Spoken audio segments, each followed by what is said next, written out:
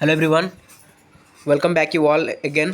So students, आज आम रही लॉजिक एग्जाम, तो से आम फाइनल सेट 1 डिस्कसन कर सारे। एवं फाइनल सेट 2 देखा जोटा कि आम लास्ट सेट रोके, यहाँ आम लास्ट सेट। या पर आम फाइनल स्पीड प्रैक्टिस करवा।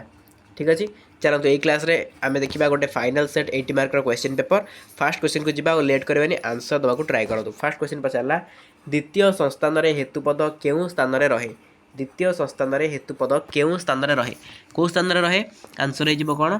उभय हेतु वाक्य विधेय है। उभय हेतु वाक्य विधेय स्थान रहे। नेक्स्ट क्वेश्चन, डिसामिस केउं न्याय रूप को साक्षात्कार रूपांतरित हो? डिसामिस केउं न्याय रूप को साक्षात भाव रूपांतरित हो? कौन हो आंसर? डारी ई। ओके, डारी ई को रूपांतरित हो।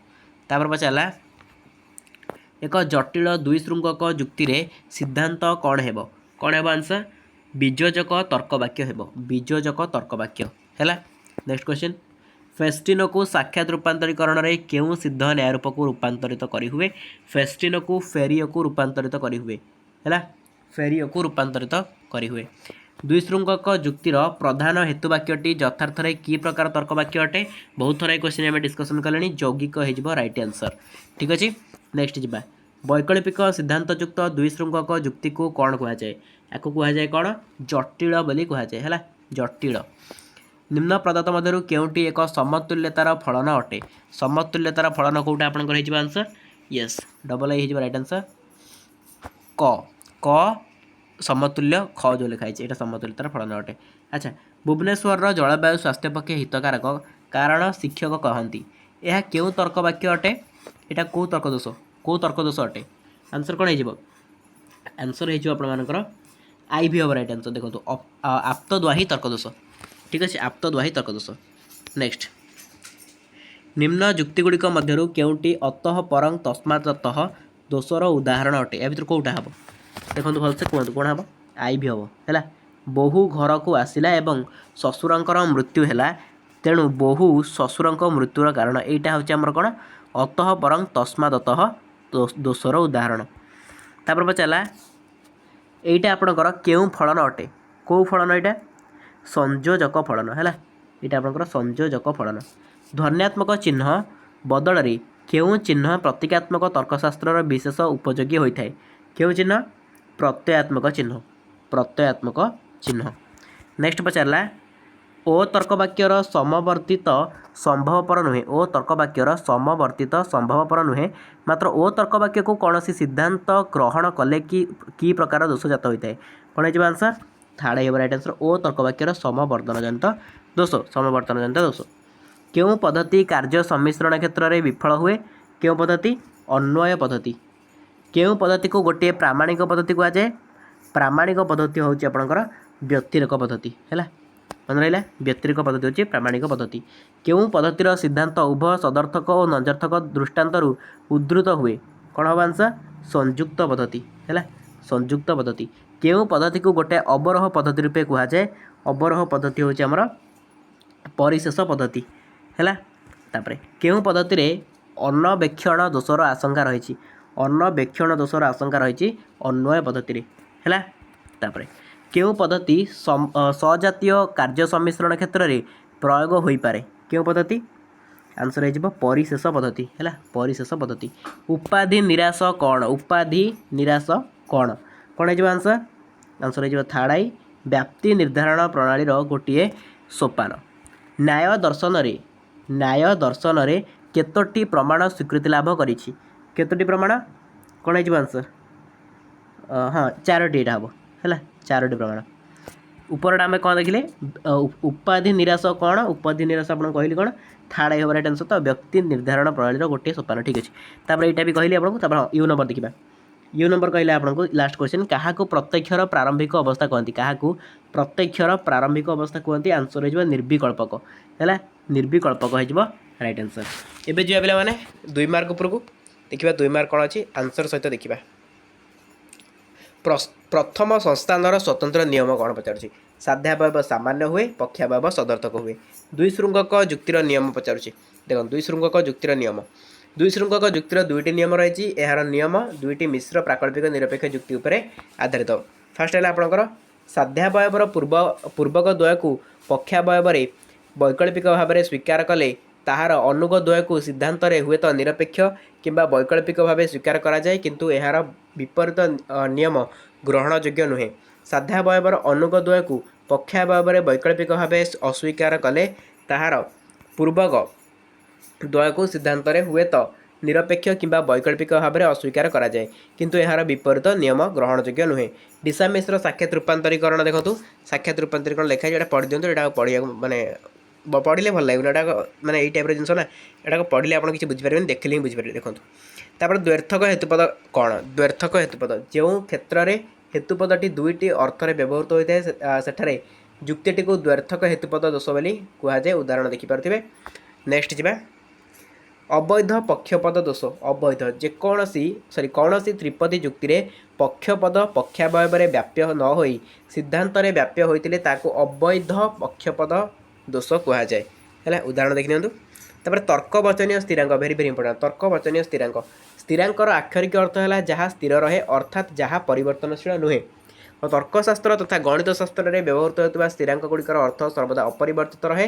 तर्कशास्त्र में तर्कशास्त्रीय स्थिरांक गुड़िक अपरिवर्तित थिबा स्थले सेमानक द्वारा संपर्कित होइतिबा चलगुड़िकर परिवर्तन हो पारे यथा अपादान वियोजन वियोजक वैकल्पिक संयोजक तापर समतुल्यता है। तापर व्यतिरेक पद्धतिर असुविधा कौन व्यतिरेक पद्धति बहु कारण जनित दोषरु संपूर्ण भाव में मुक्त नुहे।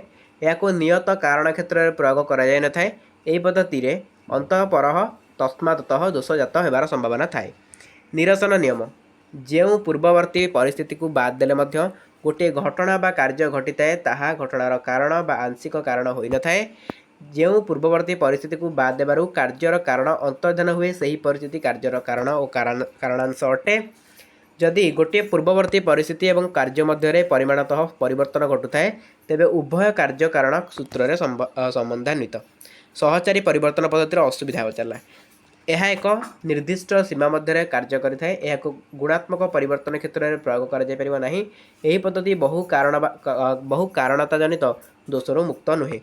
ज्ञान लक्षण प्रत्यक्ष कौन सी गोटे इंद्रिय द्वारा तार निजर विषय व्यतिरेक जदि अन्य इंद्रियर विषय प्रत्यक्ष कराए ताको ज्ञान लक्षण प्रत्यक्ष कहती। उदाहरण स्वरूप खंडे बरफ रखी जदि जना जाए जे बरफटी खूब ठंडा एठारे चक्षु इंद्रिय द्वारा जो शीतलता ज्ञान लाभ है ताहा ज्ञान लक्षण प्रत्यक्ष अटे।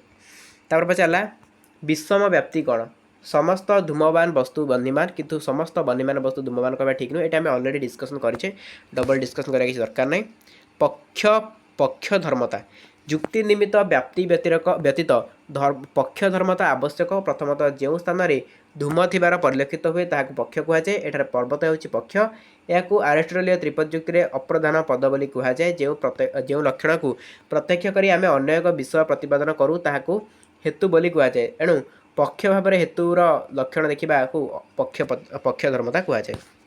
सरला 2 मार्क 3 मार्क देखा जदि साध्यपद विधेयक हुए तेज पक्षावयव सदर्थक हो प्रमाण कर। जदि साध्यपद साध्यावयव विधेय हुए तेज ताहा व्याप्य कि अव्याप्य हो पारे। साध्यपद साध्यावयव व्याप्य हेले साध्यावयव नंजर्थक हुए और पक्षावयव सदर्थक हुए कारण उभय हेतुवाक्य नंजर्थक हो पारे नहीं। साध्यावयव साध्यपद अव्याप्य हेले ताहा सिद्धांत व्याप्य हो पारिब नहीं। सिद्धांत साध्यपद विधेय सिद्धांत विधेय अव्याप्य हेले सिद्धांत सदर्थक कारण सदर्थक तर्कवाक्य विधेय अव्याप्य सिद्धांत सदर्थक हेले हेतुवाक्य द्वय सदर्थक हेब अतएव पक्षावयव सदर्थक हेब। तापर बचला श्रृंग द्वयांतराळे पलायन या अर्थ कौन देखो दुई श्रृंगक जुक्ति सूचित संकटरू परित्राण पाइबापी पक्षावयव वस्तुतः असंपूर्ण बोली प्रदर्शन कले अर्थात जुक्ति प्रदत्त कल्पद्वय व्यतीत अन्य एक कल्पर संभावना दर्शाई पारे ताकू श्रृंगाद्वयांतराळे पलायन बोली कहुए है। उदाहरण देखी दिखाँ यथा लिखि उदाहरण देती पूर्वक अस्वीकृति भित्तिक दोष कौन मिश्र प्राकल्पिक निरपेक्ष जुक्तिर द्वितीय नियम अनुଯାयी साध्यावयवर अनुक को पक्षावयव अस्वीकार कले ताहार पूर्वक को सिद्धांत अस्वीकार कराए मात्र यार विपरीत नियम ग्रहणयोग्य नुहे।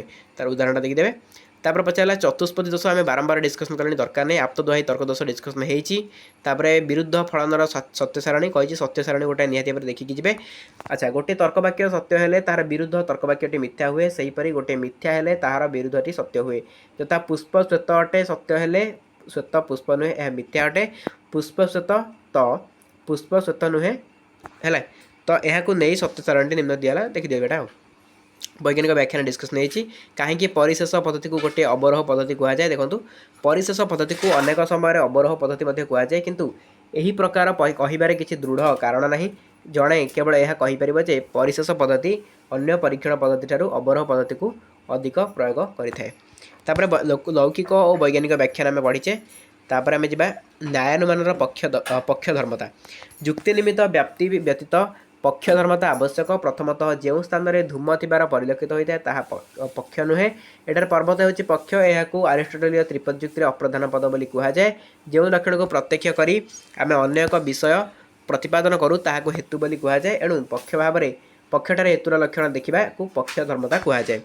कर्मयोग कौन डिस्कसन होती कर्मयोग निर्विकल्प प्रत्यक्ष सविकल्प प्रत्यक्ष डिस्कसन आम करते बोधे थरटे मन पड़ी जी छाड़ू एवं आम जाटा एत भी इंपोर्टेंट ना एबे जा लंग क्वेश्चन सेक्शन को कौन कौन लंग क्वेश्चन इंपोर्टेंट अच्छी यही सेट्रे बोकाळर असाख्यात रूपांतरीकरण इंपोर्टेंट अच्छी दृश्यक जुक्ति बहुत इंपोर्टेंट अच्छी तापर प्रतीकात्मक तर्कशास्त्र वैशिष्ट्य इंपोर्टेंट अच्छी विभिन्न सत्य सारणी माध्यम संपर्क को बुझे सत्य सारणी बहुत इंपोर्टेंट देखिए जी कही मिल व्यतिरेक पद्धति इंपोर्टेंट अच्छी गांधीजी अहिंसा एत इंपोर्टेंट ना वर्ष छाड़ू है बास पे ये आप फाइनाल सेट जोटा कि 2 नंबर सेट में प्राक्ट कले बहुत इंपोर्टेंट क्वेश्चन गुड़ा निहाती भाव क्वेश्चन एग्जाम में पड़ो ओके चलते ये क्लास को अटेंड करवा all the very best thank you so much.